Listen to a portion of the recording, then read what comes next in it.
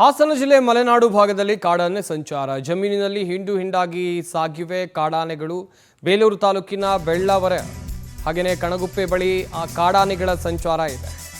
ಒಂದು ಕಡೆಯಲ್ಲಿ ಮಲೆನಾಡು ಭಾಗದಲ್ಲಿ ಕಾಡಾನೆಗಳ ಹಾವಳಿ ಮಿತಿ ಮೀರ್ತಾ ಇದೆ. ರೈತರು ಸಾಕಷ್ಟು ಬಾರಿ ಅರಣ್ಯ ಇಲಾಖೆಗೆ ಈ ಬಗ್ಗೆ ದೂರನ್ನು ಕೊಟ್ಟರೂ ಪ್ರಯೋಜನ ಆಗ್ತಾ ಇಲ್ಲ. ಬೇಲೂರು ತಾಲೂಕಿನ ಸಾಕಷ್ಟು ಕಡೆಗಳಲ್ಲಿ ಕಾಡಾನೆಗಳ ಸಂಚಾರ ಜೋರಾಗಿದೆ. ಕಾಡಾನೆಗಳ ದಾಂಧಲೆಗೆ ರೈತರು ಬೆಚ್ಚಿ ಬಿದ್ದಿದ್ದಾರೆ. ಕಾಫಿ, ಭತ್ತ, ಅಡಿಕೆ ಸೇರಿ ರೈತರು ಬೆಳೆದ ಬೆಳೆ ಸಂಪೂರ್ಣವಾಗಿ ನಾಶ ಆಗಿದೆ. ಮನೆಯಿಂದ ಹೊರಗೆ ಬರೋದಕ್ಕೂ ಕೂಡ ಜನ ಹೆದರುತ್ತಾ ಇದ್ದಾರೆ. ಸಕಲೇಶಪುರ, ಬೇಲೂರು ಗ್ರಾಮೀಣ ಭಾಗದಲ್ಲಿ ಆತಂಕ ಮನೆ ಮಾಡಿದೆ.